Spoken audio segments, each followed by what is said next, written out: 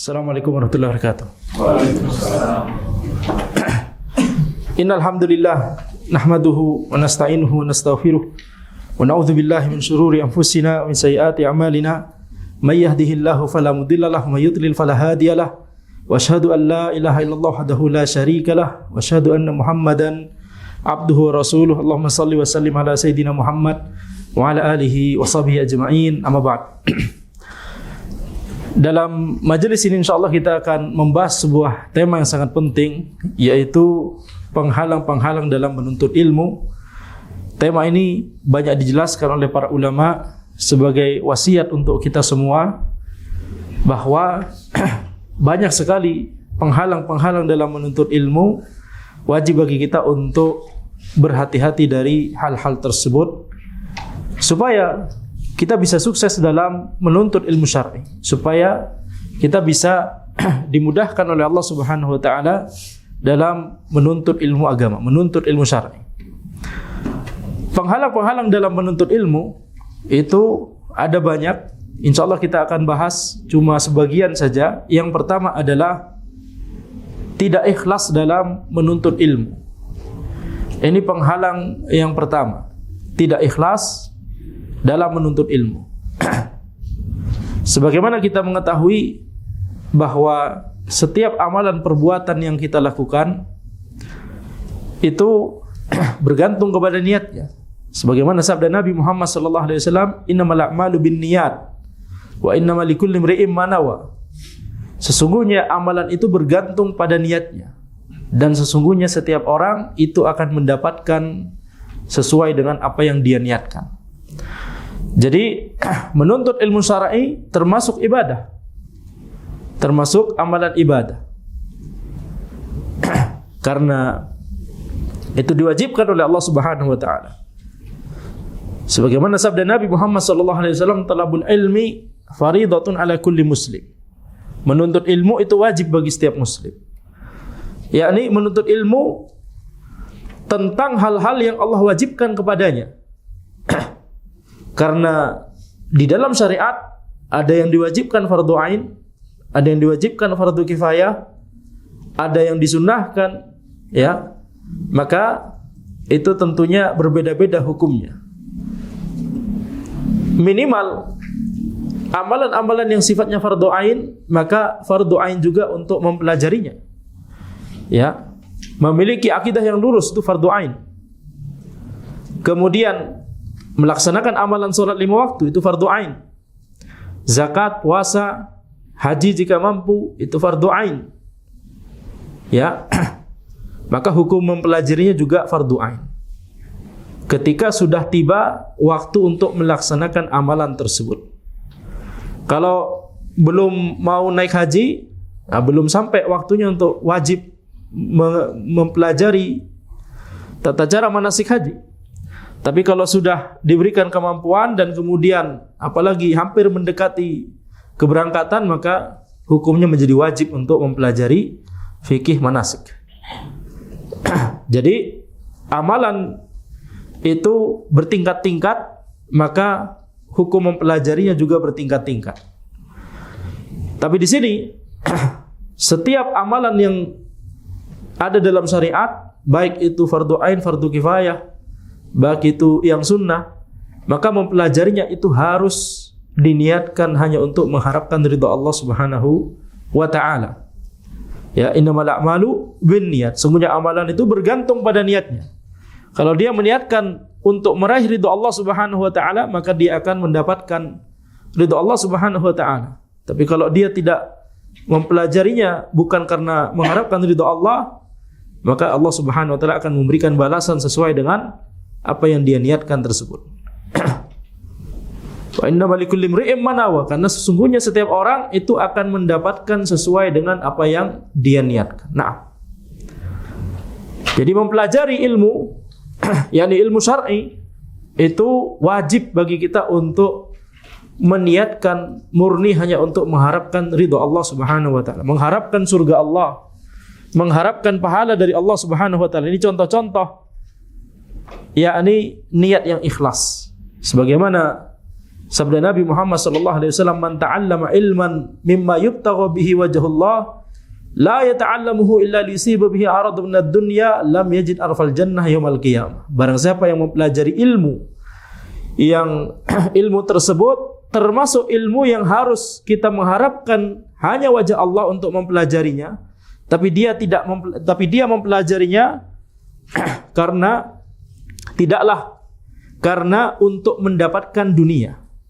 Dia tidak mempelajarinya kecuali karena untuk mendapatkan dunia, maka dia tidak akan mencium bau surga pada hari kiamat nanti. Ya, jadi Nabi Muhammad SAW itu menjelaskan bahwa ilmu itu ada banyak, ada ilmu dunia, ada ilmu agama, ada ilmu syar'i.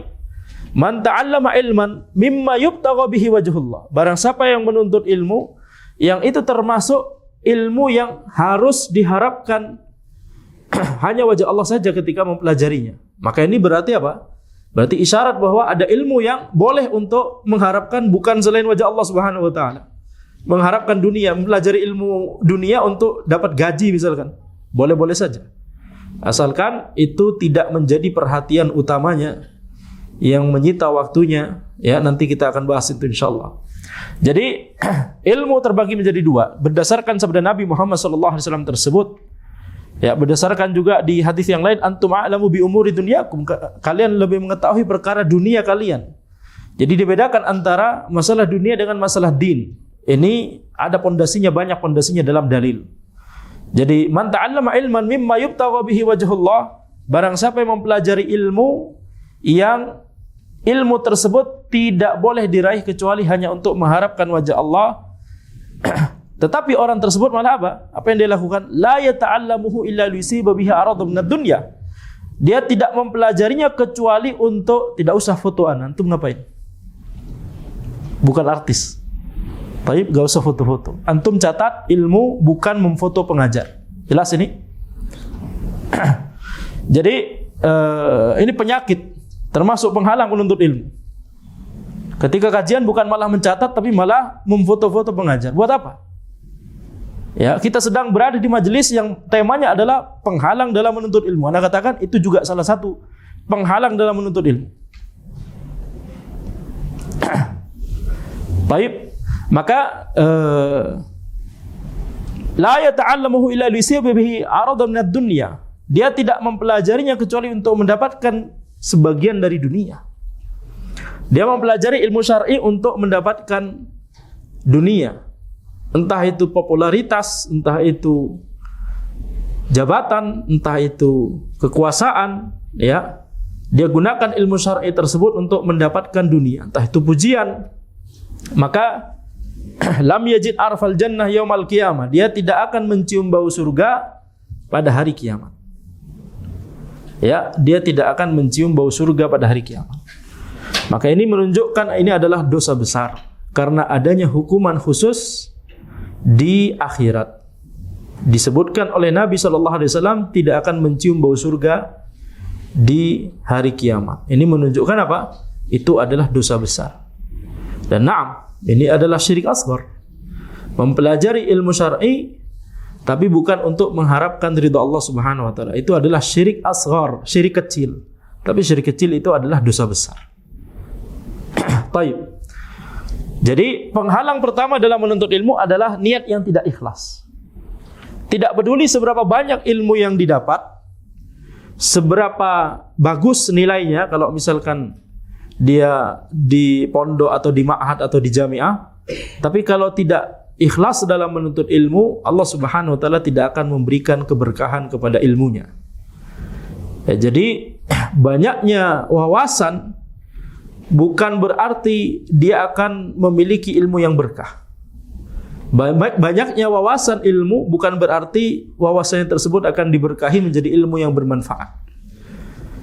Itu kenapa? Karena ketika dia mempelajarinya, dia tidak berusaha untuk meluruskan niatnya, hanya mengharapkan ridha Allah Subhanahu wa taala. Ini penghalang pertama. Taib.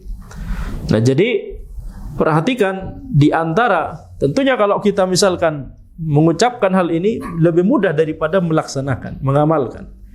Di antara contoh yang bisa kita contohkan dalam masalah ini.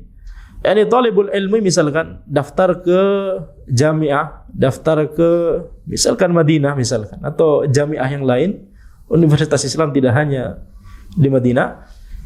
Ketika sebelum pendaftaran, masya Allah semangat kajian, semangat ya, karena dia merasa bahwa inilah masa depan anak, ini cita-cita anak menjadi penuntut ilmu, menjadi dai dan seterusnya. Ketika tidak diterima, habis itu tidak pernah lagi datang ke kajian, tidak pernah lagi datang ke kajian, seolah-olah pintu ilmu tertutup baginya.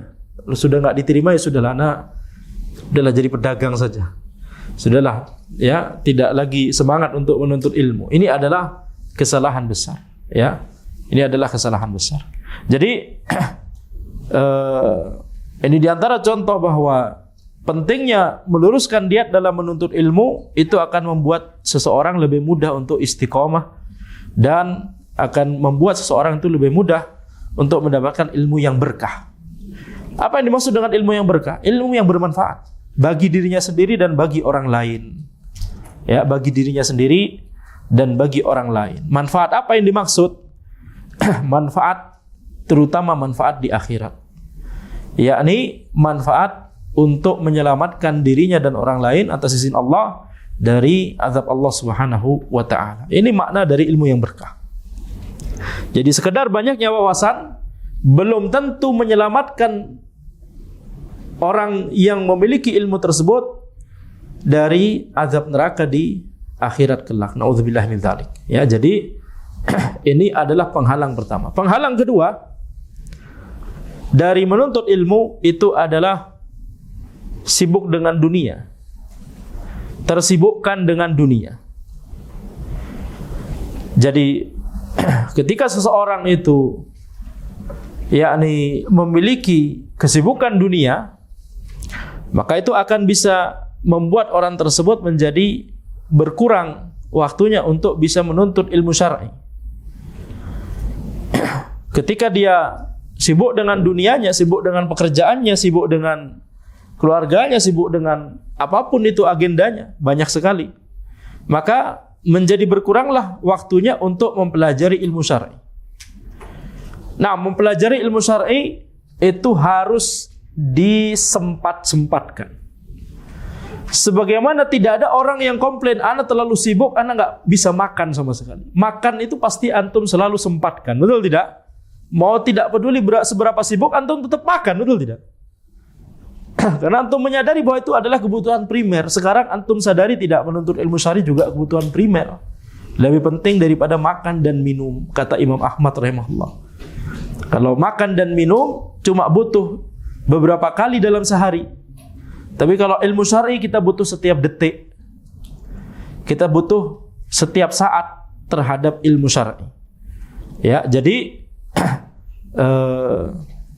ketika seseorang itu melihat kepada aktivitas dan jadwalnya, dia harus introspeksi. Apakah dia sudah menyisihkan waktu yang cukup untuk mempelajari ilmu syar'i atau tidak? Karena banyak orang di sana, di luar sana yang tersibukkan dengan urusan dunianya, tapi kemudian tidak bisa mempelajari ilmu syar'i. Ya, baik tidak disengaja, sibuknya tidak disengaja, dia pengen belajar ilmu syar'i cuma sibuk. Nah, ini penghalang, kita katakan ini penghalang juga. Atau orang tersebut memang enggan untuk menuntut ilmu syar'i. Orang tersebut memang enggan untuk menuntut ilmu syar'i, sibuk dengan dunia. Ya, ini berbeda antara dua hal ini. Tetapi secara umum para ulama telah mengatakan bahwa setiap orang itu antara dua kondisi. Antara dia talibul ilm, dia menginginkan ilmu, menuntut ilmu, semangat untuk menuntut ilmu, atau qani'un bil jahl, atau dia itu merasa qanaah dengan kejahilan dia. Dia qanaah dengan kejahilan dia, dia cukup dengan kejahilan dia. Dia tidak semangat untuk menuntut ilmu syar'i. Cuma ada dua kondisi ini kata para ulama. Antara dia talibul ilm atau dia qani'un bil jahl. Antara dia menuntut ilmu, semangat untuk menuntut ilmu, atau dia itu merasa qanaah dengan kejahilan dia. Ya, maka Tadi kita katakan ketika orang tersebut tersibukkan dengan dunia tapi sebenarnya dia mau belajar ilmu syar'i, nanti pada akhirnya dia akan berusaha untuk menyisihkan waktunya. Mungkin saat ini ada uzur, sibuk sekali, betul tidak? Tapi kalau dia masih ada keinginan itu, nanti dia akan perbaiki urusannya. Akan sempatkan waktunya untuk menuntut ilmu syar'i. Tapi yang dimaksud di sini oleh para ulama adalah orang yang tidak sama sekali menginginkan untuk menuntut ilmu syar'i. Tidak merasa butuh terhadap ilmu syar'i. Merasa qanaah dengan kejahilan. Tidak ada kondisi ketiga, kata para ulama. Antara talibun lil ilm atau qani'un lil jahl. Qani'un bil jahl. Antara talibun lil ilm atau qani'un bil jahl. Antara menuntut ilmu, menginginkan ilmu, semangat dalam mempelajari ilmu, atau dia merasa qanaah dengan kejahilan dia. Ya, qanaah adalah sikap yang baik. Kalau qanaah yang dimaksud adalah yakni qanaah terhadap akhirat, qanaah terhadap ilmu, tapi qanaah terhadap kejahilan, nah ini tentunya adalah sesuatu yang tercela. Ya. Jadi ketika seseorang tersebut kemudian meninggalkan yakni menuntut ilmu syar'i karena sibuk dengan dunia, karena sibuk dengan pekerjaannya, maka ini adalah penghalang dalam menuntut ilmu. Jangan dikira orang yang hadir di majelis ilmu itu adalah pengangguran semua. Ya, semuanya sibuk. Pengajarnya juga sibuk. Ya. Ya, jadi tetapi ilmu harus disempatkan. Ilmu harus yakni disempat-sempatkan. Itu adalah kebutuhan primer. Sebagaimana kita makan itu pasti disempat-sempatkan, demikian pula menuntut ilmu syar'i. Afwan tuh diberitahu kiblatnya ke arah. Ya, jadi sebagaimana sabda Nabi Muhammad SAW, inna dunya hulwatun khadirah. Sungguhnya dunia itu adalah sesuatu yang manis, sesuatu yang hijau. Ya, banyak kenikmatan dunia. Inna dunya hulwatun khadirah. Wa inna Allaha mustakhlifukum fiha. Dan Allah Subhanahu wa taala itu membuat kalian itu menjadi khalifah di muka bumi. Dimudahkan oleh Allah Subhanahu wa taala untuk mengelola apa yang ada di muka bumi. Ya, kita bisa bekerja, kita bisa mencari nafkah. Wa inna Allaha mustakhlifukum fiha. Allah Subhanahu wa taala menjadikan kalian itu bisa mengelola bumi, menjadi khalifah di situ. Fayanzuru kaifa ta'malun. Maka kemudian Allah Subhanahu wa taala akan melihat bagaimana kalian itu beramal di dunia. Apa yang akan dia lakukan, apa yang akan dia pilih, apa pilihan hidupnya. Apa pilihan hidupnya dalam hari ini? Apakah dia akan enggan dalam menuntut ilmu syar'i atau dia akan sempatkan waktunya untuk menuntut ilmu syar'i? Ya, jadi ketika seseorang itu merasa qanaah dengan kejahilan dia, merasa tidak butuh terhadap ilmu syar'i, maka nanti yang rugi adalah dirinya sendiri. Berapa banyak kita temukan ya, secara dunia statusnya tinggi, jabatannya tinggi, tapi ternyata wudhu saja salah-salah. Ya, wudhunya salah. Secara dunia pekerjaannya alhamdulillah, kita senang terhadap nikmat yang Allah berikan kepada saudara kita. Ya, tapi kerja di tempat yang bagus pakai lengan panjang misalkan, ketika wudhu cuma sampai sini.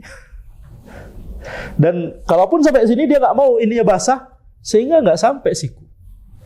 Bagaimana wudhu sah kalau seperti itu? Betul tidak? Jadi ini semua disebabkan karena qanaah dengan kejahilan. Diberikan kenikmatan dunia, tapi kemudian akidahnya salah-salah. Ya, terjatuh kepada penyimpangan akidah. Ini juga musibah. Maka kita katakan penghalang penuntut ilmu yang nomor 2 adalah tersibukkan dengan dunia dan qanaah dengan kejahilan. Kalau sibuk dengan dunia tapi dia butuh terhadap ilmu syar'i, dia sadar kebutuhan terhadap ilmu syar'i, maka pada akhirnya nanti dia akan berusaha mengatur jadwalnya. Ya. Poinnya di sini adalah bukan sekedar sibuk dengan dunia, tapi dia qanaah dengan kejahilan dia. Dia tidak semangat untuk menuntut ilmu syar'i. Makanya Umar bin Khattab radhiyallahu anhu beliau berkata, "Tafaqahu qabla an tasudu." Pelajarilah ilmu, tafaqquhlah fid din, yakni belajarlah ilmu agama sebelum kalian itu menjadi pemimpin. Tafaqahu qabla an tasudu. Belajarlah ilmu agama sebelum kalian itu menjadi pemimpin. Yakni pemimpin maksudnya adalah orang-orang yang akan memiliki pengaruh, baik pengaruh karena jabatannya, pengaruh atau posisi, karena jabatannya atau karena keterkenalannya. Jadi ketika seseorang itu sudah memiliki posisi seperti itu, bakal sibuk. Kalau sudah sibuk, ya lebih sedikit waktunya untuk belajar ilmu syar'i. Makanya semakin tua, zahirnya adalah semakin sibuk. Semakin dewasa, ketika menginjak dewasa udah harus kerja, semakin sibuk.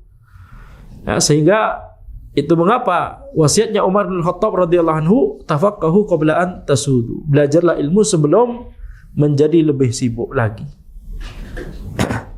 Jadi tidak boleh kemudian mahasiswa menunda mempelajari ilmu syar'i, nanti ini mau UTS, nanti setelah UTS. Setelah UTS ada UAS. Kemudian ketika mau UAS, nanti dulu datang kajiannya, nanti setelah UAS. Setelah UAS nanti ada SP, karena kemarin nggak lulus, jadi harus ambil semester pendek. Baik. Nanti ada magang, nanti ada TA. Nah setelah ketika TA, waduh nanti aja anak fokus TA dulu, nanti kalau sudah lulus kuliah, nanti antum kerja. Ya. Kalau mentalitasnya seperti itu, tidak akan pernah menuntut ilmu syar'i dengan baik.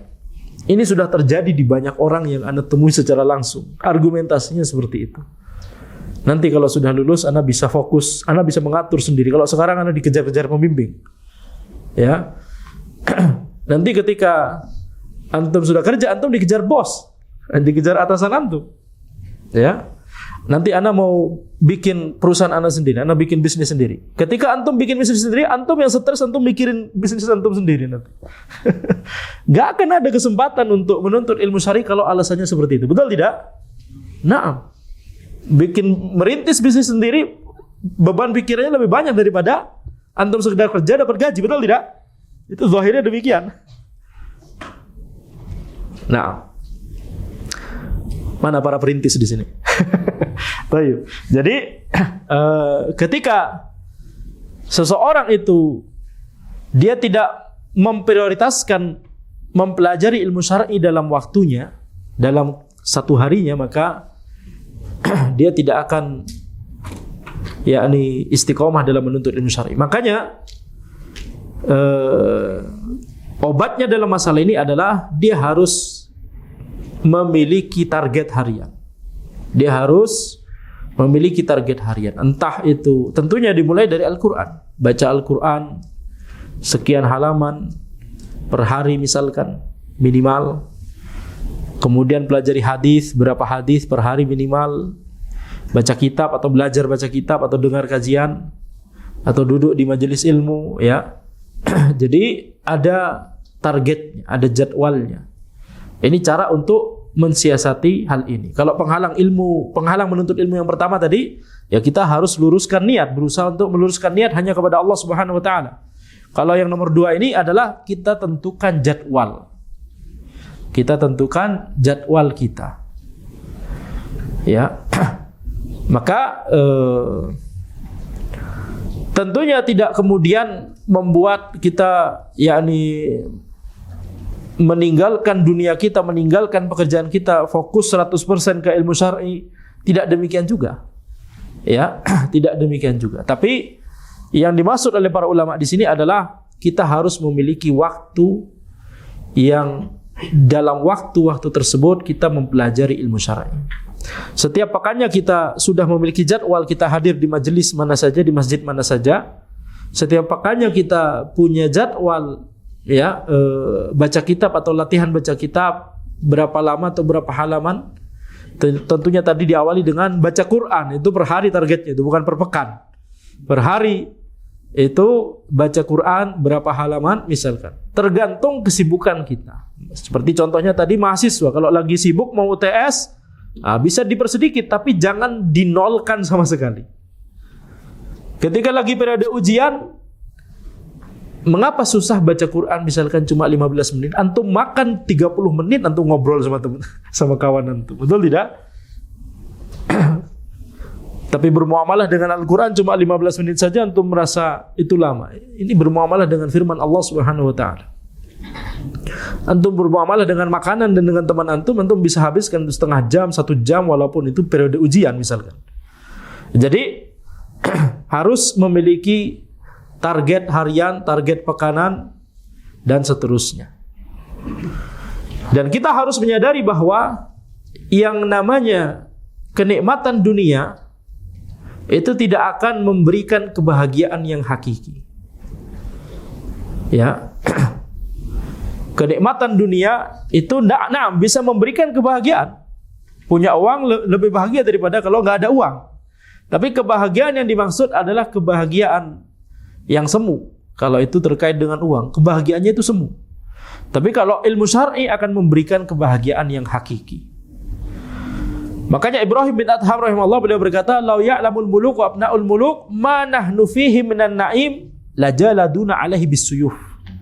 Kalau seandainya para raja dan anak-anaknya para raja tersebut mengetahui kenikmatan yang kami itu rasakan ketika menuntut ilmu syar'i, kenikmatan bersama dengan ilmu syar'i, lajaladuna 'alaihi bisuyuf. Sungguh mereka akan merebut hal tersebut dengan pedang mereka. Di perkataan ulama yang lain, sungguh mereka akan membelinya dengan harga yang sangat tinggi. Kalau mereka tahu kenikmatan yang didapatkan dari ilmu syar'i.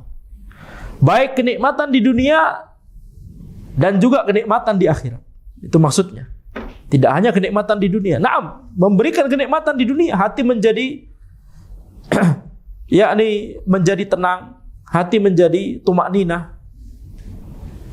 Ya. Ini adalah buah dari mempelajari ilmu syar'i. Mempelajari tauhid, ketika seseorang itu gelisah, terkena musibah, ya, musibah kepada harta, musibah kepada nyawa, atau musibah penyakit dan seterusnya. Ketika seseorang mempelajari tauhid, maka dia akan dimudahkan oleh Allah Subhanahu wa taala untuk menyadari bahwa ini adalah ujian dari Allah. Ini adalah hal yang terbaik dari Allah. Ini sudah dituliskan oleh Allah Subhanahu wa taala di Lauhul Mahfuz. Ini pasti ada hikmah di baliknya. Nah, kalau tauhidnya, dia belajar tauhid dengan benar, apa yang akan dia rasakan? Dia qanaah yang positif ya. Dia qanaah. Dia tumakninah. Dia akan menjadi tenang hatinya. Coba bayangkan kalau dia tidak pernah mempelajari hal ini, tidak mempelajari tauhid, ya maka dia akan protes terhadap Allah Subhanahu wa taala. Yang akan dia tanyakan adalah, mengapa terjadi ini pada saya? Ya, mengapa ini terjadi pada saya? Dan seterusnya dan seterusnya. Jadi tidak akan tenang. Jadi walaupun secara zahir dia bergelimang dengan harta, tapi justru dia itu hatinya sempit. Justru lapangnya hati, ini kenikmatan dunia loh. Kita belum bicara kenikmatan di akhirat. Betul tidak? Nikmatan di akhirat karena seseorang itu mempelajari ilmu syar'i kemudian mengamalkannya. Jelas itu pahalanya dari Allah Subhanahu wa taala. Ya, asalkan kita niatnya ikhlas dan berusaha untuk memurnikan niat hanya kepada Allah Subhanahu wa taala. Tapi ketika seseorang tersebut kita melihat kepada kenikmatan dunia karena ilmu syar'i, maka dia akan mendapatkan ketenangan. Dia akan mendapatkan basirah, yaitu ilmu. Dalam setiap masalah dia tahu tuntunannya dalam masalah tersebut, gitu ya. Jadi ini yang dimaksud oleh Ibrahim bin Adham rahimahullah. Kalau seandainya para raja dan anak-anak para raja tersebut, para pangeran berarti, mengetahui kenikmatan yang kami miliki dengan ilmu syar'i, maka sungguh mereka akan merebutnya dengan pedang. Perkataan ulama yang lain, maka sungguh mereka akan membelinya dengan harga yang tinggi. Ya. Tetapi ini tidak bisa didapatkan kecuali memang orang yang berusaha mengikhlaskan niatnya kepada Allah kemudian berusaha istiqomah di dalam ilmu syar'i tersebut. Nah, terkait dengan sibuk dengan dunia ini, yakni harta tersebut, harta itu akan menjadi yakni penghalang bagi kita. Para ulama menjelaskan, baik harta sedikit ataupun harta banyak bisa menjadi penghalang. Sebagaimana penjelasannya Syekh Syuair hafizahullah taala, harta yang sedikit atau harta yang banyak itu sama-sama bisa menjadi penghalang. Harta yang sedikit menjadi penghalang dalam menuntut ilmu, contohnya apa? Nggak bisa beli kitab. Ya, nggak bisa beli kitab misalkan. Atau tidak bisa safar untuk menuntut ilmu syar'i. Nggak bisa safar untuk menuntut ilmu syar'i. Ini bisa jadi penghalang, nah. Tetapi ini penghalang ini tidak sebegitu parah dibandingkan dengan penghalang yang disebabkan oleh harta yang banyak. Harta yang banyak justru menjadi penghalang yang lebih besar daripada harta yang sedikit. Kalau tadi harta yang sedikit menghalangi seseorang dari beli kitab, tapi bisa disiasati. Dia bisa pinjam kitab. Apalagi sekarang banyak PDF. Ya, udah bukan lagi kitab kuning, kitab putih. Ya, kecuali kalau kitab kuningnya di-scan tetap kuning ya, PDF-nya ya. Jadi bisa disiasati. Alhamdulillah sekarang ada website para ulama mewakafkan, silahkan versi online-nya disebarkan secara cuma-cuma dari kitab-kitab tersebut. Taib. Atau nggak bisa safar, bisa dengan yakni mencukupkan diri belajar ilmu syar'i kepada ahli ilmu di kotanya misalkan. Ya, tidak masalah. Atau kalau ada yang bisa ngasih tumpangan, alhamdulillah. Ya, sebagaimana para ulama penuntut ilmu dahulu banyak yang berjalan bersafar bersama rombongan yang mau bisnis ke Syam misalkan, ngikut untuk mempelajari ilmu syar'i di sana. Baik. Itu kalau harta yang sedikit. Kalau harta yang banyak justru memberikan penghalang yang lebih besar. Harta yang banyak itu justru memberikan penghalang yang lebih besar. Ada dua ulama yang sedang melakukan munadzarah pada saat itu, Al-Baji sama Ibnu Hazm. Al-Baji ini kalau tidak salah mazhab Maliki ya. Ibnu Hazm mazhabnya Zahiri. Mereka melakukan munadzarah, yaitu berdiskusi, berdebat dalam rangka untuk mencari al-haq, bukan dalam rangka untuk sekedar menang-menangan. Ternyata yang menang adalah Ibnu Hazm. Dari segi argumen, dari segi kaidah, dari segi dalil. Kemudian Al-Baji rahimahullah beliau berkata, "Afwan, berikan ana uzur. Ana tidak bisa menuntut ilmu syar'i kalau malam kecuali menunggu lampu dari pengawal atau penjaga security yang lewat di depan rumah." Jadi beliau ketika udah malam, beliau ke depan rumah menunggu pengawal itu sambil bawa lampu lilin, atau dulu kan pasti bukan lampu senter ya, zaman dulu. Ketika pengawal itu lewat, maka Anda bisa baca antara 1 halaman atau setengah halaman. Sehingga berikan Anda uzur, Anda cuma bisa kalau malam, Anda cuma bisa menuntut ilmu syar'i ketika itu saja. Karena nggak ada lampu. Kemudian Ibnu Hazm rahimahullah beliau berkata, Anda juga minta uzur, Anda belajar ilmu ketika malam dari lampu yang terbuat dari emas. Yani beliau kaya. Tapi Ibnu Hazm merasa bahwa itu justru lebih menghalangi menuntut ilmu. Bukan pamer Ibnu Hazm, tapi Ibnu Hazm malah berpikir bahwa justru karena Anda punya lampu dari emas, ini justru bisa menghalangi Anda dari menuntut ilmu. Kok bisa? Padahal dia punya lampu, beliau punya lampu. Semalaman bisa digunakan. Ya, banyaknya harta bisa menghalangi seseorang dari menuntut ilmu secara istiqomah. Kenapa? Karena kalau hartanya banyak, mau duduk di majelis, gengsi dengan, wah ini siapa ini, orang miskin semua di sekitar kita. Ana kajian maunya di hotel. Hah? Banyaknya harta adalah penghalang yang nyata. Keterkenalan menjadi penghalang yang nyata. Ana populer ini siapa? Ana kalau datang, Ana jadi dikerubungi. Ya, ini berbahaya, tidak boleh. Kemudian itu membuat antum terhalang dari menuntut ilmu syar'i.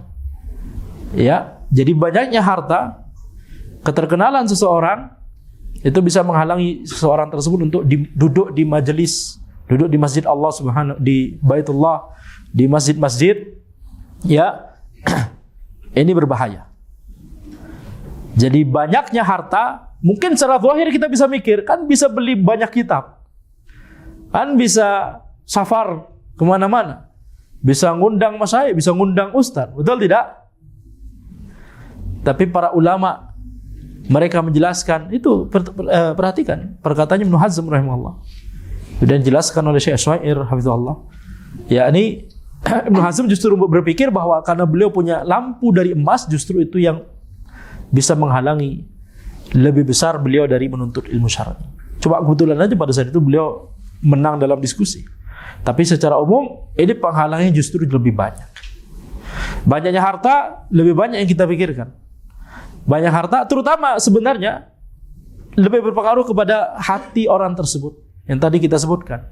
Kalau dia merasa bahwa yang duduk itu adalah selevel dengan karyawannya, misalkan selevel dengan, yakni ketika dia di tempat kerja dia demikian, dia terbiasa di atas, kemudian di masjid dia menjadi sama dengan orang-orang lain, bahkan lebih rendah, yang lain sudah paham, Anda kok gak paham. Wah, itu tantangannya nyata. Yang duduk kok banyak mahasiswa, Anda sudah bapak-bapak, itu juga tantangannya nyata. Betul? Betul? Sekarang merasa antum? Ini yang duduk ini masih mahasiswa semester 1 tapi sudah bisa baca kitab, Anda sudah bapak-bapak, anak 3 misalkan. Anak bicara anak sendiri. Anak 3 ya. Tapi kok belum bisa apa-apa misalkan. Ini tantangannya nyata, betul tidak? Antum merasa minder? Bisa jadi antara sombong atau minder. Ya, antara sombong atau minder. Jadi banyaknya harta ini akan menuju ke penghalang nomor 3 nanti. Penghalang nomor 3 yaitu sombong dan malu. Sombong dan malu. Sebagaimana perkataan Mujahid rahimahullah, Mujahid muridnya Ibnu Abbas radhiyallahu anhu, Mujahid. Jadi beliau mempelajari tafsir dari Ibnu Abbas ayat per ayat. Mujahid rahimahullah beliau berkata, la yata'allamul ilma mustahyin wala mustakbir. La yata'allamul ilma mustahyin wala mustakbir. Tidak bisa mempelajari ilmu orang yang malu dan juga orang yang sombong. Tidak bisa mempelajari ilmu, tidak bisa meraih ilmu orang yang malu dan orang yang sombong. Orang yang memikirkan statusnya, orang yang memikirkan posisinya, kemudian menghalanginya dari masjid, menghalanginya dari menuntut ilmu syar'i. Ya, ini membuat seseorang tersebut tidak bisa menuntut ilmu syar'i dengan baik. Sehingga langkah sebagian orang, sebagian ustadz misalkan yang kemudian berusaha memfasilitasi, ya udah mereka nggak mau datang ke masjid, tidak mau kalau berkumpul bersama para fuqara misalkan, para masakin, para agniya ini tidak mau, ya sudah kita fasilitasi kajiannya di tempat yang mewah, di hotel misalkan, berbayar misalkan supaya seleksi mana yang beneran agniya, mana yang fuqara.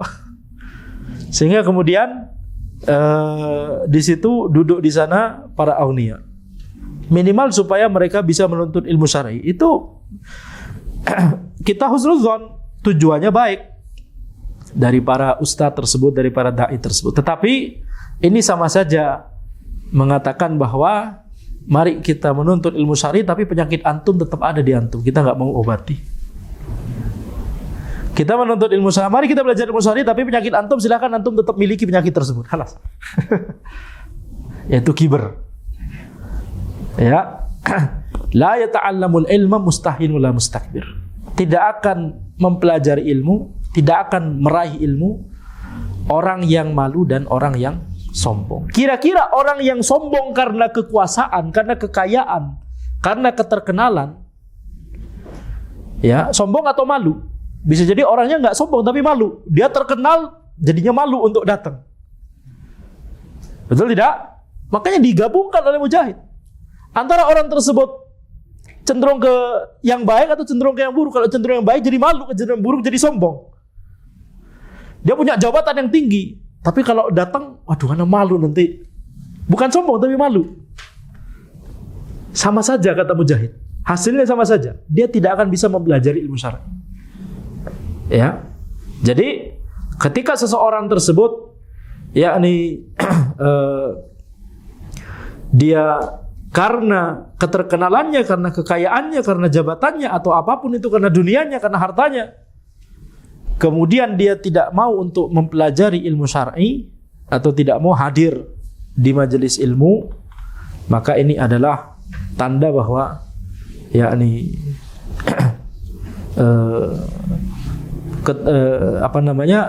malu dan sombong itu adalah dua hal yang bisa menghalangi seseorang dari menuntut ilmu syar'i.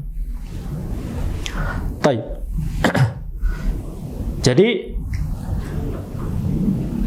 sama termasuk misalkan tadi kita contohkan mau hadir di majelis ilmu tapi pengajarnya lebih muda daripada kita misalnya. Masa pengajarnya lebih muda daripada kita? Ya, atau pengajarnya lebih miskin daripada anak misalkan.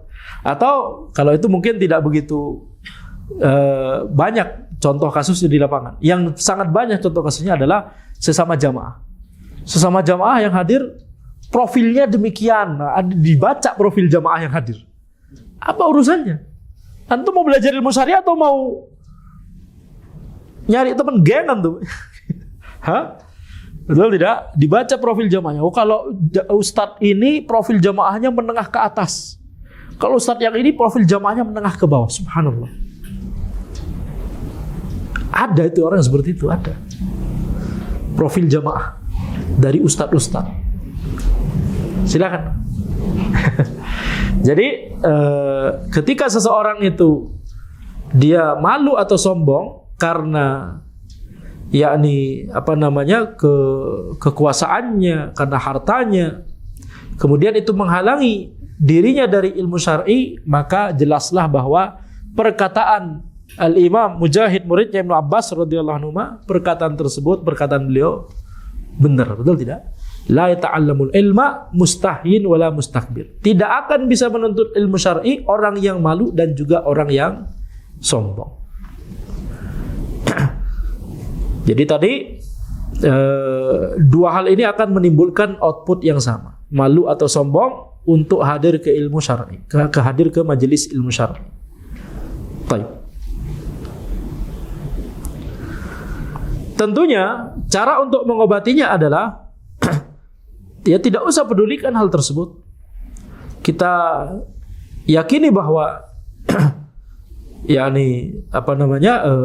kita mau belajar ilmu syar'i adalah untuk mempelajari ilmu syar'i, bukan untuk melihat atau memperhatikan status sosial atau apapun itu. Kita fokus mau belajar ilmu syar'i. Ya, kita fokus mau belajar ilmu syar'i. Sehingga hadir di majelis ilmu walaupun misalkan tadi ada pikiran-pikiran ini sesama jamaah yang datang ini tidak selevel ana misalkan secara dunia, atau jauh lebih muda daripada ana, atau jauh lebih tua daripada ana. Itu kajian ustadz itu di masjid itu hari ini yang datang tuh bapak-bapak semua, mbah-mbah. Masa ana yang masih muda datang? Misalkan begitu. Ya, ini sama saja. Atau sebaliknya, itu yang datang semuanya pada masih muda-muda, mahasiswa semua misalkan. Masa ana yang sudah bapak-bapak mau datang ke situ? Ini juga sama. Ya, ini adalah malu berarti kalau itu ya. Lebih ke arah malu, bukan ke arah sombong, betul? Lebih ke arah malu. Jadi ini harus dilawan supaya seseorang itu bisa dimudahkan oleh Allah Subhanahu wa taala untuk menuntut ilmu syar'i. Baik, penghalang menuntut ilmu yang keberapa sekarang? Yang keempat, karena yang ketiga tadi adalah malu dan sombong ya. Yang pertama adalah tidak ikhlas. Yang kedua adalah sibuk dengan dunia dan qanaah dengan kejahilan. Yang ketiga adalah malu dan sombong. Sebagaimana perkataan Mujahid rahimahullah tadi, la yata'allamul ilma mustahin wala mustakbir. Tidak akan bisa menuntut ilmu syar'i orang yang malu dan juga orang yang sombong. Ya, contoh lain misalkan karena lulusan dari Jamiah Timur Tengah misalkan tidak mau duduk di majelis ustadz yang sebenarnya sudah levelnya ulama sebenarnya di Indonesia, tapi karena bukan lulusan dari mana-mana ya, kemudian nggak mau duduk, padahal ilmunya masih belum matang dari cuma S1 misalkan dari Timur Tengah. Misalkan ini cuma, Anda tidak membahas satu orang pun misalnya, ini cuma contoh saja. Ini membuat orang tersebut menjadi terhenti dari menuntut ilmu syar'i. Ya. Jadi para ulama itu sampai mereka sepuh, mereka tetap duduk di majelis dari guru mereka. Ya, guru mereka itu tetap dihadiri majelisnya ketika walaupun sudah ngajar. Walaupun ulama tersebut sudah ngajar, tapi tetap duduk di majelis gurunya. Itu kebiasaannya para ulama. Taib. Kemudian yang ke berapa sekarang berarti? Yang keempat adalah al-isti'jal, terburu-buru dalam menuntut ilmu syar'i. Terburu-buru dalam menuntut ilmu syar'i ini adalah penghalang ilmu yang keempat. Apa yang dimaksud dengan terburu-buru dalam menuntut ilmu syar'i? Maksudnya adalah dia berusaha untuk menuntut ilmu syar'i secepat mungkin, pengen cepat pinter, pengen cepat paham. Ini kata para ulama merupakan penghalang dalam menuntut ilmu. Ya, jadi yang namanya ilmu itu didapat dengan sedikit demi sedikit. Jadi kalau misalkan seseorang itu misalkan yakni berusaha untuk ketika misalkan dia duduk di kajian, kemudian dia merasa yang didapat cuma sedikit, ilmu yang didapat cuma sedikit. Setelah itu kemudian dia merasa kok sudah lama kajian, seminggu, 1 bulan, 2 bulan, tapi kok yang didapat cuma sedikit misalkan, maka ini dia berarti sudah terburu-buru. Ketika merasa bahwa ilmu yang didapat kok cuma sedikit, berarti dia sudah terburu-buru. Nah, ilmu itu memang didapatkan secara sedikit demi sedikit. Karena kalau didapatkan secara langsung banyak, itu tidak akan bermanfaat bagi orang tersebut. Tampaknya bermanfaat pada saat itu, tapi tidak akan bermanfaat bagi dia dalam jangka panjang. Sebagaimana perkataan Az-Zuhri rahimahullah, beliau berkata, "Inna hadzal ilma in akhadhtahu bil mukatsarah ghalabak."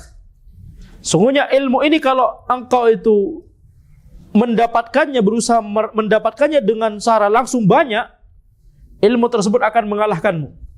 Kita nggak akan bisa mencernanya. Kita nggak akan bisa memasukkan ilmu tersebut ke dalam hati kita. Falam tazfar minhu bisyai', maka engkau tidak akan bisa sukses dengan ilmu yang didapat dengan cara mukatsarah tadi, secara langsung banyak tadi. Walakin khudhu ma'al ayyami wal layali akhdhan rafiqan tasfaru bihi. Tapi ambillah ilmu bersama siang dan malam dalam porsi yang sedikit, akhdhan rafiqan tasfaru bihi. Maka dengan begitu engkau akan sukses dengannya. Ilmu syar'i itu didapat dengan sedikit demi sedikit. Ya. Karena butuh untuk dicerna, butuh untuk diamalkan, butuh untuk dipahami, ditadabburi. Itu yang akan membekas di hatinya. Ilmu syar'i itu untuk diamalkan. Sehingga ilmu syar'i itu butuh waktu untuk membekas di hatinya. Sehingga nanti ketika dia mengalami suatu kondisi, suatu situasi, suatu kejadian, kalau hatinya sudah membekas dengan ilmu tersebut, dia akan langsung beramal sesuai dengan apa yang telah dia pelajari dari ilmu syar'i tadi. Sudah jadi otomatis, sudah jadi bagian dari hidupnya, bagian dari dirinya, karena ilmu sudah masuk, membekas di hatinya. Tapi kalau ilmu itu didapat secara banyak, itu cuma jadi wawasan. Nanti ketika dia berada di situasi yang mengharuskan untuk dia menerapkan ilmu tersebut, ilmunya cuma jadi wawasan, hatinya lupa dengan hal itu, lupa bahwa itu sudah dipelajari dulu. Akhirnya apa? Akhirnya ngikutin hawa nafsu. Ya, ilmu syar'i butuh untuk dipahami sedikit demi sedikit supaya hati kita itu menjadi tunduk kepada ilmu tersebut, supaya paham terhadap ilmu tersebut. Contohnya misalkan mempelajari bahwa riba itu haram. Ahallallahul bai'a wa harrama riba. Allah haramkan riba, dia pelajari riba nasi'ah, riba fadl dan seterusnya, banyak sekali. Secara wawasan udah bagus, diuji 100. Tapi kemudian ketika pada suatu kondisi nanti misalkan dia mengalami kesempitan ekonomi, kemudian ada, ini kalau anak ambil transaksi atau model bisnis seperti ini, bisa banyak ini dapatnya. Langsung dia ambil. Lupa untuk menerapkan kaidah-kaidah yang telah dia pelajari. Itu riba. Betul tidak? Kenapa? Hatinya lebih mengikuti hawa nafsu. Hatinya ketika mempelajari masalah riba, dia tidak melatih hatinya untuk tunduk kepada kaidah-kaidah riba atau ilmu tentang riba yang telah dia pelajari. Betul tidak? Ini ilustrasi saja. Bisa diterapkan untuk masalah yang lain, tidak cuma riba. Jadi mempelajari ilmu itu sedikit demi sedikit, tujuan utamanya adalah supaya itu bisa kita cerna, itu bisa menjadi darah daging kita, istilahnya begitu ya kalau pakai redaksi demikian. Jadi nggak cuma sekedar wawasan. Makanya setiap mempelajari ilmu kita harus semangat untuk gimana caranya kita amalkan ilmu tersebut. Tidak cuma berhenti di hafalan, tidak cuma berhenti di wawasan. Sehingga nanti ketika kita sampai beneran di persimpangan jalan, hati kita menjadi langsung otomatis tergerak menuju kepada sesuai yang dituntunkan oleh ilmu syar'i yang telah kita pelajari tersebut. Betul tidak? Nah. Dan itu banyak sekali.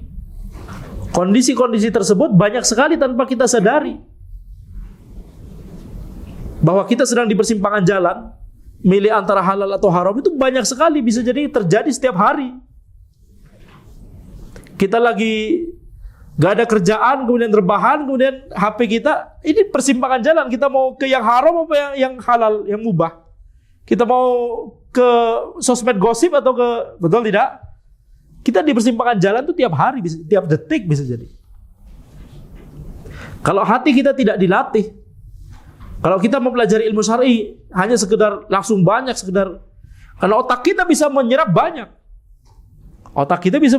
Nah, ya, antum bisa baca itu materi bisa, tapi apakah yang diserap oleh otak itu akan diserap oleh hati?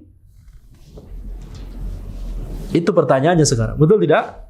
Nah, makanya Az-Zuhri rahimahullah beliau berkata, padahal Az-Zuhri Jabalul Hifdz, yakni gunung dari hafalan. Beliau gunungnya hafalan. Kita bicara Al-Bukhari, kita bicara Az-Zuhri. Tapi mereka semua mengatakan ilmu diambil sedikit demi sedikit. Imam Ahmad, kita bicara Imam Ahmad, Imam Syafi'i. Mereka dari semua mengatakan ilmu harus diambil sedikit demi sedikit. Karena kalau antum merasa bahwa antum bisa menyerap ilmu dengan cepat, itu otak antum yang menyerap dengan cepat. Tapi nanti ujung-ujungnya lupa juga. Lupa kenapa? Karena hati antum tidak ingat itu. Yang membuat kita bersikap, yang membuat kita mengambil pilihan dalam pilihan hidup kita, itu kebanyakan bukan otak, tapi hati. Betul tidak? Otak hanya untuk menganalisa, kalau begini, tapi itu akan dipengaruhi oleh hawa nafsu kita. Betul tidak? Apakah hawa nafsu kita sudah tunduk kepada syariat atau tidak? Itu sekarang menjadi yang betul. Jadi yang menjadi pemimpin dalam setiap keputusan kita itu yang paling utama adalah hati. Otak itu instrumen saja untuk mengumpulkan data, ini pilihan ini begini, pilihan ini begini. Nanti hati kita yang berbicara, hawa nafsu kita yang berbicara. Betul tidak? Nah. Makanya Az-Zuhri rahimahullah beliau berkata, yakni bahwa menuntut ilmu itu harus sedikit demi sedikit. Tadi yang kita sebutkan. Ya, tadi yang kita sebutkan. Man talabal ilma jumlatan fatahu jumlatan. Az-Zuhri juga berkata, Man talabal ilma jumlatan fatahu jumlatan. Barang siapa yang menuntut ilmu langsung banyak, dia akan langsung kehilangan ilmu langsung banyak. Man talabal ilma jumlatan fatahu jumlah. Barang siapa menuntut ilmu langsung banyak, dia akan kehilangan ilmu tersebut langsung banyak. Wa inna ma yudrakul ilmu haditsan wa haditsain. Ya, ilmu itu didapat satu hadis dan dua hadis. yakni sedikit demi sedikit. Az-Zuhri rahimahullah berbicara secara spesifik masalah hadis.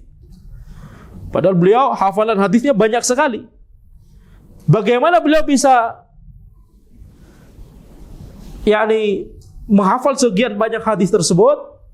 Kalau dari hitung-hitungan otak itu bisa dengan kecerdasan Az-Zuhri bisa didapatkan dalam waktu ringkas. Tapi untuk supaya ilmu tersebut bermanfaat, Az-Zuhri rahimahullah berkata, wa inna ma yudrakul ilmu hadisan wa hadisain. Sungguhnya ilmu itu didapat satu hadis atau dua hadis, yakni sedikit demi sedikit. Sehingga ketika seseorang itu misalkan mempelajari fikih misalkan, pengennya langsung, ini masalah ini bagaimana pendapat Hanafiyah, pendapat Malikiyah, pendapat Syafi'iyah, pendapat Hanabilah, bagaimana dalil masing-masing, kemudian mana pendapat yang lebih kuat dan sunnah. Kalau misalkan style belajarnya itu seperti itu, dia tidak akan mengambil manfaat dari fikih yang dia pelajari tersebut. Ya, ini sudah banyak contohnya, sudah banyak prakteknya demikian. Para masyayikh yang bisa seperti itu, contohnya apa? Siapa misalkan? Syekh Utsaimin, Syekh bin Bas, mereka dulu belajarnya sedikit demi sedikit. Dari matan yang kecil, habis itu pelajari dalilnya, habis itu menuju matan yang lebih besar, pelajari dalilnya, matan yang lebih besar lagi, pelajari dalilnya, baru kemudian ke mazhab yang lain, pelajari dalilnya, dan seterusnya dan seterusnya. Kemudian antum masih awam, kemudian ingin langsung seperti bagaimana Syekh Utsaimin, bagaimana Syekh bin Bas ketika berfatwa atau ketika menjelaskan fikih tapi di depan para penuntut ilmu lanjutan, antum pengen langsung seperti itu. Ini terburu-buru namanya. Ini terburu-buru dalam menuntut ilmu yang kita sebutkan. Penghalang menuntut ilmu nomor 4. Man ista'jal bi syai' uqiba bihirman. Man ista'jal bi syai' qabla awanihi uqiba bihirman. Barang siapa terburu-buru ingin mendapatkan sesuatu sebelum waktunya, maka dia akan dihukum dengan dia akan terhalangi dari sesuatu tersebut. Dia tidak mau untuk yakni menempuhnya sesuai dengan proses yang benar, dia akan mendapatkan hukuman apa? Yaitu dia tidak akan mencapai tujuan tersebut. Man hurimal usul hurimal wusul. Barang siapa yang dia tidak yakni terhalangi dari pondasi, barang siapa yang dia terhalangi dari pondasi, dia akan terhalangi dari menuju kepada tujuan yang mau dia capai. Jadi belajar ilmu syar'i itu sedikit demi sedikit. Jadi jangan sampai kemudian kita merasa bahwa Anda sudah setahun belajar ilmu syar'i tapi kok begini-begini aja. Akhirnya futur, akhirnya tidak lagi pernah belajar ilmu syar'i. Ini adalah kesalahan. Ya, karena tidaklah setiap orang yang tidaklah setiap para ulama rabbani mereka itu bisa menjadi ulama rabbani kecuali setelah mereka itu sedikit demi sedikit dalam menuntut ilmu syar'i. Jadi ketika seseorang terpikir bahwa dia banyak menuntut ilmu tapi kok ilmu yang didapat cuma sedikit, misalkan dia udah banyak menuntut ilmu tapi yang didapat cuma sedikit, maka ini adalah was-was dari syaitan. Ini adalah was-was dari syaitan. Makanya obatnya adalah dalam masalah ini, ya, kita harus sabar dalam menuntut ilmu syar'i, itu harus sedikit demi sedikit. Kemudian yang kedua, obat yang kedua adalah belajar ilmu syar'i dari yakni dengan cara belajar ilmu syar'i dengan cara yang benar. Belajar ilmu syar'i dari guru yang mengajarkan kepada kita untuk belajar dengan benar. Mengajarkan kepada kita bahasa Arab sedikit demi sedikit. Mengajarkan kepada kita pondasi akidah. Mengajarkan kepada kita fikih secara terstruktur, secara bertahap. Kalau kemudian antum belajar kepada guru yang fokusnya cuma mau kajian tematik saja, seperti sekarang ini kajian tematik, tapi ini bukan menjadi hal kebiasaan, ya. Karena Kapan terakhir kajian tematik terakhir? Waktu itu di An-Nafi. Kapan terakhir sebelum itu? Lama sekali. Betul tidak? Nah, jadi kajian tematik penting. Penting kajian tematik untuk supaya kita bisa langsung membahas sebuah tema. Tapi kalau kajiannya tematik terus, gak ada kajian kitab yang dibahas, nah berarti antum salah dalam belajar ilmu syar'i. Metode antum dalam belajar ilmu syar'i salah. Yang benar adalah belajar kajian kitab, membahas kitab dari awal sampai akhir, dari cover ke cover, sedikit demi sedikit. Itu nanti ilmu yang akan didapat menjadi ilmu yang utuh. Itu ilmu yang akan didapat nanti nggak setengah-setengah. Bagaimana kesan antum yang mengikuti kajian Tazkiratus Sami dari awal sampai akhir bisa mengetahui sekarang kok ini begini ya kondisinya, kok ini kondisi. Betul?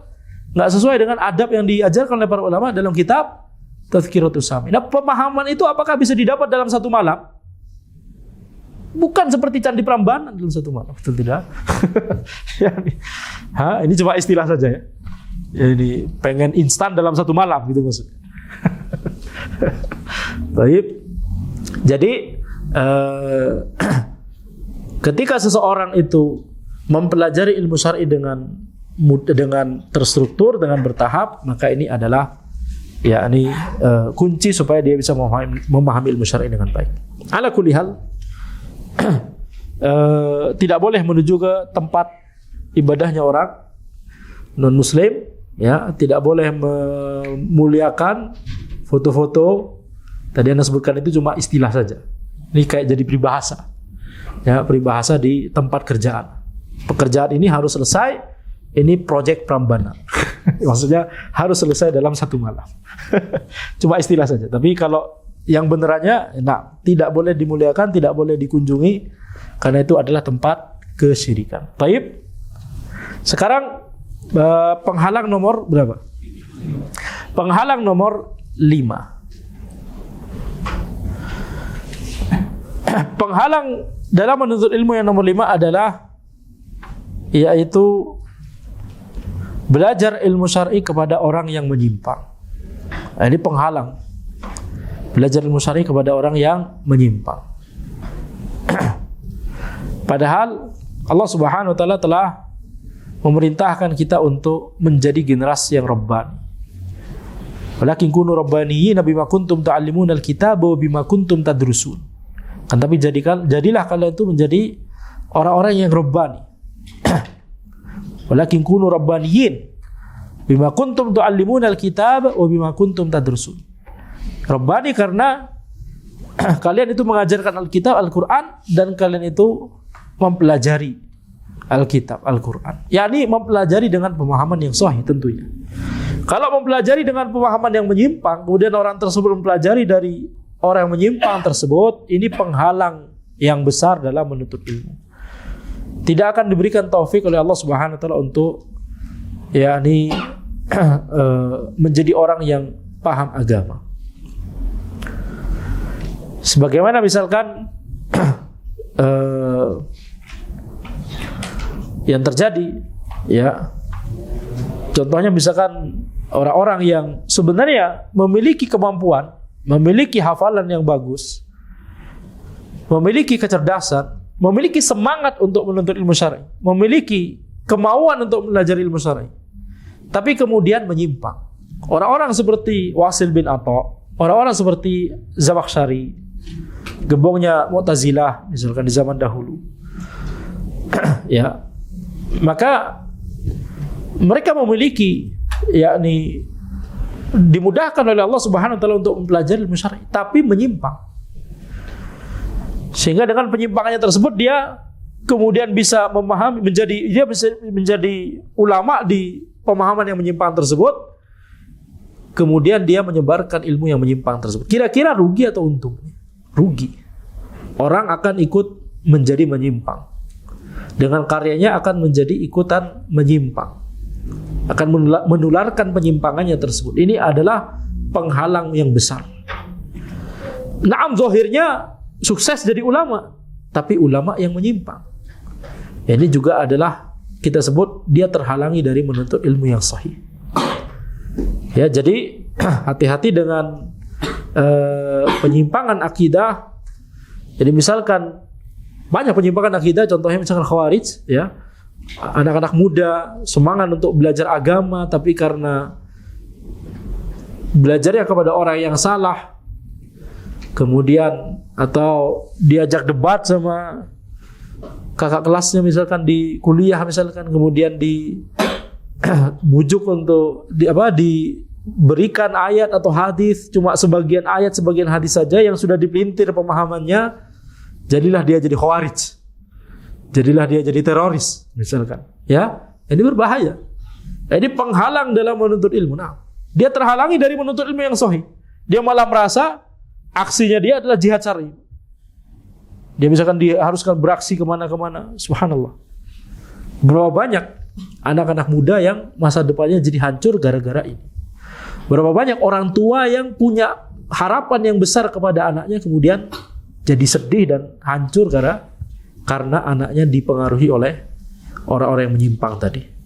Bisa dipengaruhi oleh khawarij jadi teroris, bisa dipengaruhi jadi liberal jadi liberal, bisa dipengaruhi oleh ateis jadi ateis. Banyak sekali pengaruh-pengaruh. Ya, ini semuanya berbahaya. Makanya belajar ilmu syar'i, belajar ilmu yang sahih dari orang yang mengajarkan ilmu dengan pemahaman yang sahih sesuai dengan pemahaman sahabat, tabi'in dan tabi'in. Ini adalah ya kunci utama supaya kita sukses dalam menuntut ilmu syar'i. Banyak sekali penghalang-penghalang ilmu yang lain, kita cuma bisa sampai 5 saja ya, insyaallah. Demikian yang bisa Anda sampaikan. Hadza wallahu a'lam. Subhanakallahumma wa bihamdika asyhadu an la ilaha illa anta astaghfiruka wa atubu ilaik. Assalamualaikum warahmatullahi wabarakatuh.